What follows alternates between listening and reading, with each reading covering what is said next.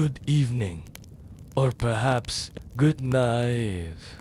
Good night. Before we begin, take a deep breath and let the weight of the day slowly drift away. Tonight's story is not about heroes or battles or passion. It is about paperwork and ink, about men in powdered wigs arguing over commas and maps that nobody read carefully enough. You will hear of treaties, signatures, rivers, and borders. The kind of things that only historians and insomniacs truly appreciate. Every sentence moves at the speed of bureaucracy. Every paragraph smells faintly of old parchment and cold tea. So, if your eyes grow heavy while listening, that's perfectly fine. Because the dullest parts of history are often the best lullabies. Now, settle in.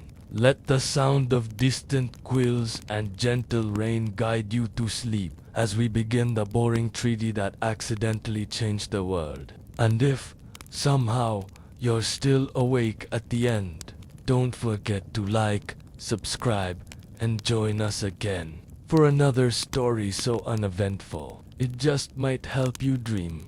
In the summer of 1724, diplomats from two weary kingdoms met in a foggy riverside town.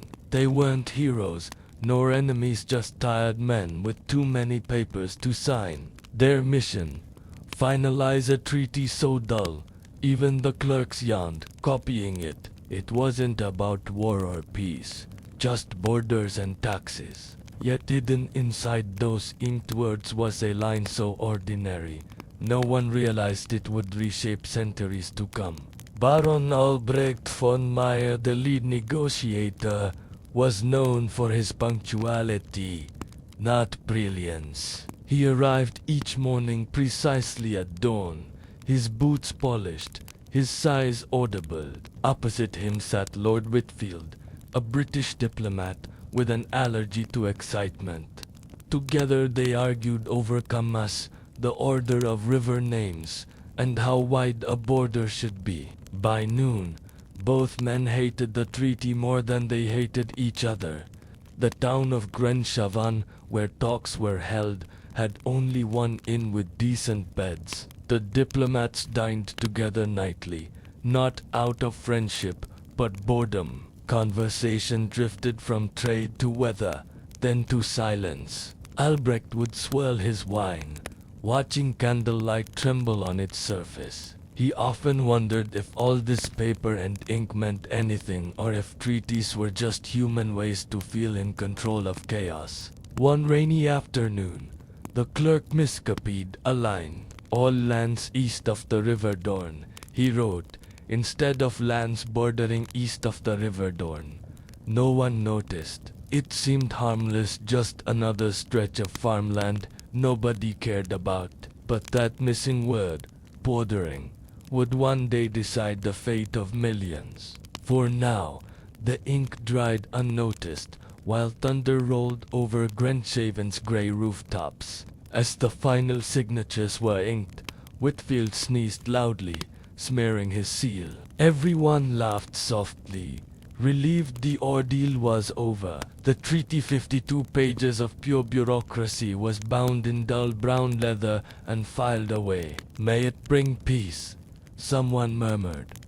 Outside, horses waited in the mist. None of the men felt proud. They simply wanted to go home, unaware history had just been rewritten by a sneeze and a smudge. Albrecht returned to his estate near the mountains. He resumed his routine. Breakfast at 7, estate papers at 9, solitude by noon. His wife Clara noticed how detached he'd become. Was the treaty worth it? She asked once. He smiled faintly. Treaties are like fences, my dear. They keep peace by keeping people apart. He didn't know those fences, drawn carelessly on paper, would one day divide entire nations. Meanwhile, in London, Lord Whitfield submitted his report with a sigh. The minister barely skimmed it before approving. "Well done," he muttered, already reaching for his tea. No speeches, no applause, just quiet bureaucracy. The clerk folded the papers neatly into a drawer labeled miscellaneous. The treaty slept there for years, dust gathering like time itself, waiting for someone curious or desperate enough to awaken it. Years passed. Children were born. Kings died, and the world turned. In a small village near the River Dorne, farmers unknowingly settled on land east of the river.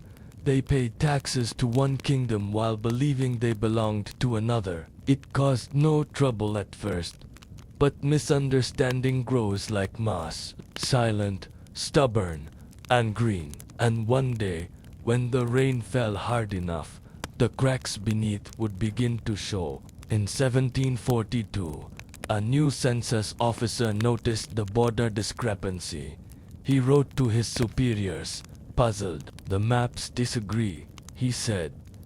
"To whom does the Eastern Valley belong?" The question seemed trivial, so it was ignored. But rumors spread quickly, farmers arguing in taverns, soldiers gossiping by campfires. A misplaced word in an old treaty had become a seed of doubt, and doubt, like wind, can never truly be contained. Back at the von Meyer estate, Albrecht, now old and grey, sat by his window. He heard whispers of disputes far away but felt too tired to care. It was just a treaty, he mumbled to the firelight. Clara had passed, his children gone to the cities. He closed his eyes, unaware that his name would one day be cursed, studied, and remembered not for greatness, but for one quiet mistake inked in rain. By 1760, the Treaty of Grenchavan had become a dusty footnote. But that year a young cartographer named Elise Renard was tasked to redraw the border maps. She worked late nights by candlelight, tracing rivers and lines. Then she saw a contradiction between two old maps. Her heart skipped. East of the River Dorne, she whispered. The words glowed faintly beneath faded ink, like a secret calling to be heard again. Elise wasn't a revolutionary. She just loved precision.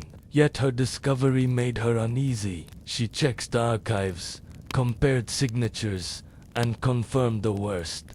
The treaty was wrong. A vast valley, rich with farmland, was claimed by both kingdoms. She sent a report to the Royal Geographic Office. Days passed, weeks, then came silence.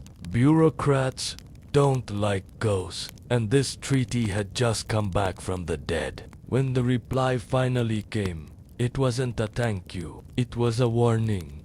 Miss Renard, cease your inquiry. The matter is closed. But Elise couldn't unsee it.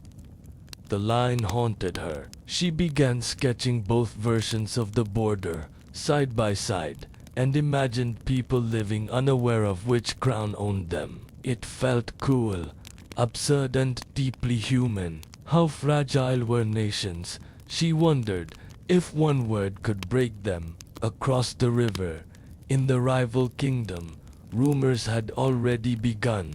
Merchants whispered that their taxes funded foreign rulers. A border captain named Henrik swore he'd seen soldiers building a fort on their side. The air grew tense, thick with suspicion, and somewhere in the fog, Elise's letter had been leaked. What began as an academic error was turning into a matter of pride, land, and fear. In the capital, ministers argued behind heavy doors. Some wanted to correct a mistake peacefully. Others smelled opportunity. If the treaty favors us, one general said coldly, why change it? The king, young and uncertain, chose silence. He signed an order for border reinforcements, pretending it was routine. No one mentioned Elisa's name again, but her discovery had already slipped beyond control. Meanwhile, villagers along the River Dorne began to feel the shift. Taxes were collected twice, once by each kingdom. Soldiers passed through with polite but watchful eyes. Families started marking their doors with chalk symbols. One crown for loyalty, two for neutrality. Neighbors avoided eye contact. Markets grew quiet. Nobody wanted war, but unease moved through the valley like a cold wind before the storm. Elise received word that her maps had been confiscated. One night, a knock came at her door. A government courier handed her a sealed envelope, no name, no seal, only a wax mark shaped like a crown. Inside was a single sentence: "You will not draw that line again." She burned the note, but her hands trembled. She had never meant for this, yet she knew history often punished those who sought the truth. Winter came harsh and early. Food was scarce, tempers shorter. A farmer named Otto refused to pay double taxes. His defiance sparked a scuffle between patrols from both sides. Shots fired, one man dead, two wounded. The news spread faster than frost.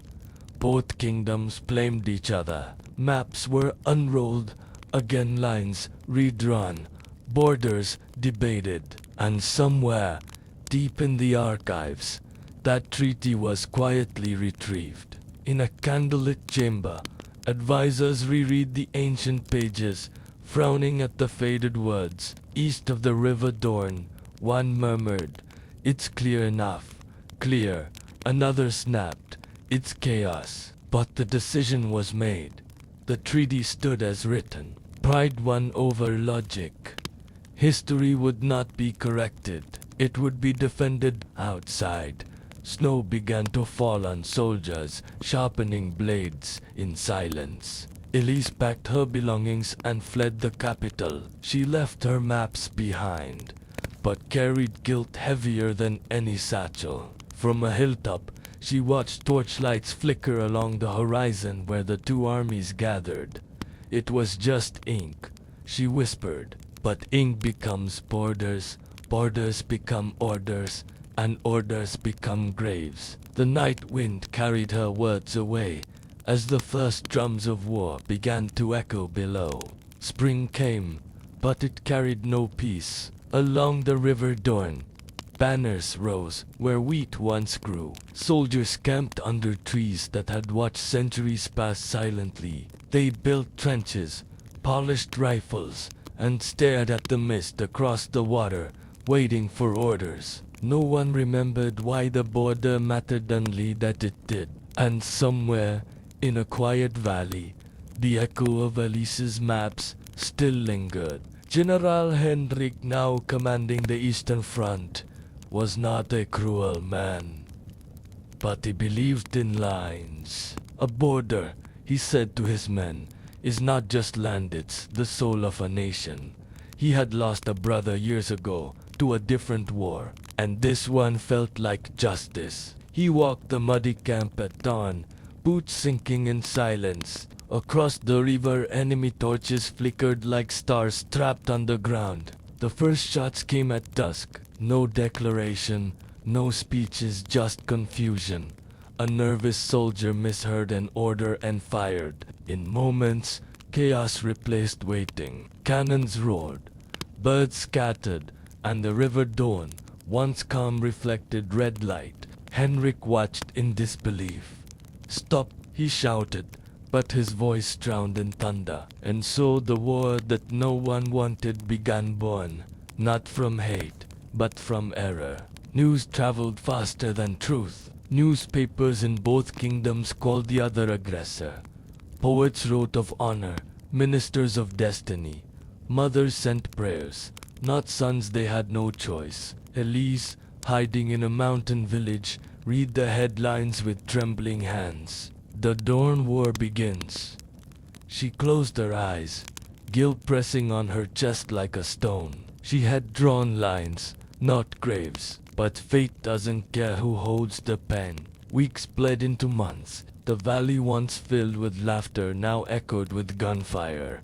Farmers became refugees. Children learned the sound of shells before lullabies. Henrik kept a small notebook, writing daily reports, mixed with apologies no one would read. "We advance an inch, we lose a mile of humanity," he wrote once. The border barely moved. but the bodies did. Each step cost a heartbeat. In the rival capital, the young king struggled to sleep. Maps covered his desk, rivers and lines haunting him like ghosts. Advisors urged him to push harder, to prove strength. But late at night, he'd stare at the treaty by candlelight, wondering how one word east could demand so much blood. He whispered, "If words can start wars, perhaps silence can't end them." Yet morning always came with orders. One rainy morning, Henrik's troops captured a village rumored to hide enemy supplies. Instead, they found starving families. He ordered food distributed and soldiers to stand down. His men obeyed, but news twisted the act into treason. Command saw mercy as weakness. A letter arrived the next day, cold and formal. "You are relieved of duty." Henrik burned it. "If this is loyalty," he muttered, "then loyalty has lost its meaning." Elise, still in hiding, heard rumors of a compassionate officer dismissed from command. It gave her a strange comfort that even in madness, kindness flickered. She began writing again, not maps but letters, confessions to no one. "We trust paper to hold truth," she wrote, "but it only holds what men allow it to say." Her words would never be published, yet one copy would survive, passed secretly between soldiers. By winter, both armies were exhausted. Supplies ran thin, morale thinner. The river Dorne froze over, turning the border into a bridge of ice. For a single night, under pale moonlight, soldiers from both sides crossed quietly to share tobacco and silence. No treaties, no speeches, just men, tired of being enemies. They spoke of home, not kings. Then dawn came and duty returned like frost over warm. When spring thawed the river again, the war resumed, but hearts had changed. Many soldiers deserted, others fought without conviction. The governments called for peace talks, desperate to save face, and so, after years of chaos, diplomats gathered once more in the same town. Grench. The irony was cruel and perfect. Another treaty was to be written, meant to fix the one that had broken the world. Grenchaven had changed. The same fog still ruled over its river, but now the town carried scars, old walls patched, graves behind the churchyard, silence in the inns. When the diplomats arrived again, no one cheered. They came not as victors, but survivors. Henrik, summoned as a witness, stepped off his carriage with weary eyes. Elise was there too, summoned secretly to advise the mapmakers, who feared repeating history. The conference hall smelled of damp wood and wax. Papers covered the tables like snowdrifts. Lord Whitfield's portrait hung crooked on the far wall, a relic from the first treaty. No one remembered who he was. Elise stood quietly at the edge, clutching her old notes. When Henrik entered, their eyes met. Neither spoke. Yet both knew they were bound by the same ghost of ink that had rewritten their lives. The first day dragged. Arguments over rivers, valleys, and villages filled the air. No one wanted blame, only closure. Elise presented her corrected maps, her voice trembling. "This line," she said softly, "was drawn in error a century ago. Let it end here." A minister scoffed. "Maps don't cause wars. People do." She met his gaze. "People draw the maps." The room fell quiet. Even Henrik felt the weight of her truth. At night, Elise walked along the river bank, watching moonlight ripple over water that had seen too much blood. Henrik found her there, hesitant but drawn. "You're the mapmaker," he said gently. She nodded. "You're the soldier." They stood in silence. "I tried to follow the line," he murmured, "but it kept moving." She smiled sadly. "Lines always do. It's people who stay still." For a moment, History paused between them. Inside the hall, tempers rose again. One kingdom demanded reparations. The other demanded forgiveness. The diplomats spoke of fairness, but what they really meant was pride. Henrik slammed his fist once, startling them. "No one wins a border," he said. "You only inherit its ghosts." His voice trembled with exhaustion, not anger. The room quieted. Even those who disagreed sensed the truth. They were negotiating shadows. Elise spent her nights redrawing the valley, ensuring every bend of the river was precise. She had learned to fear ambiguity. Each line she inked was a prayer: let this one hold, let no one die for it. She noticed Henrik often stood by the window, staring at the rain. "You missed the field," she sighed once. "No," he replied softly. "I miss believing we were right." His words stayed with her long after he left. Weeks turned to months. The new treaty grew thicker than the old pages of clauses meant to prevent mistakes. Still, Elise sensed unease. Words could be twisted, meanings could fade. She added one final note at the margin. "This map reflects the truth as seen by human eyes." Flawed but sincere. It was small, easily overlooked, but for her it mattered. It was the only honesty paper could hold. When the day came to sin, rain poured again, just like a century before. Pens scratched, seals pressed, no cheers followed. Henrik watched silently, feeling both relief and loss. Elise stood beside him, her fingers ink-stained but steady. "It's over," she whispered. He shook his head gently. "Nothing ever ends. It only changes shape." Outside, thunder rolled soft, distant like applause from ghosts long gone. After the signing, Elise packed her tools. She planned to leave Grandshavon for good. Henrik offered to escort her north. "There's peace there," he said. She smiled faintly. For now. As they rode through quiet villages, children waved from doorways, not knowing their smiles were built upon signatures and sorrow. Elise thought of all the nameless faces shaped by maps, by borders, by men who never met them. They parted at dawn, where the road split between kingdoms. Henrik bowed slightly. "Maybe one day," he said, "we'll forget the line." Elise nodded, tears glinting. "And remember the people instead." She watched him disappear into mist, the sound of hooves fading like an old promise. In her satchel lay a copy of the new treaty, just paper, ink, and hope. But sometimes, hope is enough to change the world again. Years passed, and peace endured, not perfect, but gentle. The river Dorne flowed calmly again, its waters carrying whispers instead of cries. Villages rebuilt, trade resumed, and the borders stayed still. Elise settled in a seaside town, teaching children to draw maps not of nations, but of stars. Lines, she told them, can divide or guide. Choose wisely which kind you draw. Her students laughed, unaware of the weight behind her smile. Henrik retired to his family's farm near the foothills. He tended soil instead of soldiers, rows of wheat instead of ranks of men. Yet some nights he woke sweating, hearing phantom drums in the wind. He'd step outside, look at the moon, and whisper, "We held the line."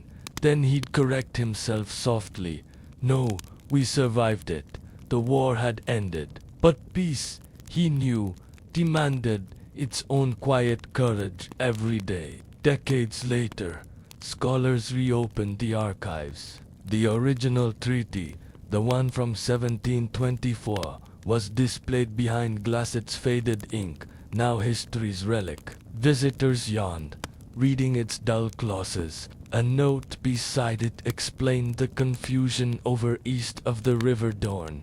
Few lingered long. Only one old historian smiled knowingly and murmured, "The most boring mistakes often make the loudest echoes." No one paid him much attention. Elise's maps, meanwhile, became admired for their elegance. One, marked with her humble margin note flawed but sincere, hung in a university hall. Generations of students studied it, tracing the river's gentle curves. None knew how close those lines had come to ruin them all. Sometimes, when sunlight hit the glass just right, the ink shimmered faintly, as if remembering the trembling hand that drew it. Henrik passed quietly one autumn morning. His neighbors found him in the fields, hat still on, hands folded. Among his few belongings was a small notebook, pages filled with simple words. "We fought for a border. I wish we had fought for understanding instead." No medals adorned his wall, no songs bore his name. But in the valley he once defended, children played freely, no one asking which side they belonged to. Elise heard of Henrik's passing through a letter. She sat by her window, watching waves crash gently against the shore. "He found peace," she whispered. She took her pen and opened a blank page. Slowly, carefully, she drew a single unbroken circle. "No borders," she murmured, "just connection." When she finished, she smiled softly, feeling at last that her life had rewritten something the world had once broken. As the century turned, the Second Treaty of Krenchevan was celebrated for preventing further wars. Textbooks praised it as a triumph of diplomacy.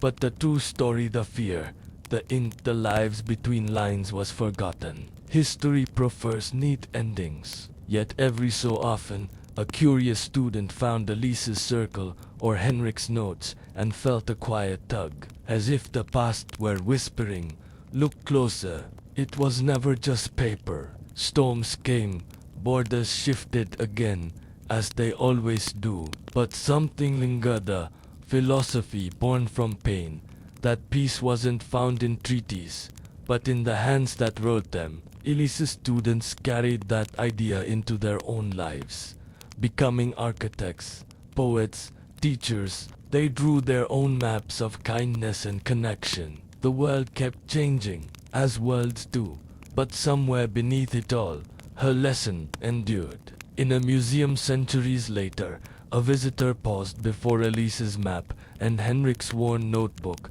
displayed side by side. The caption read, "Artifacts from the Dornborder era." The visitor smiled faintly.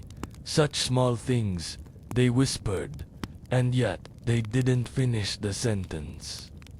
They didn't have to. History, after all, is not made by the grand or the loud. It's rewritten quietly by those who care enough to see. And so, the treaty that once poured the world became its silent teacher. Every era has its boaters, some on land, others in hearts, and every mistake carries a lesson waiting to be heard. If anyone listens closely near the river dawn, they might still hear the faint scratching of a pen, the sound of rain, and a whisper through time. Be careful what you draw, for even the dullest lines can change everything.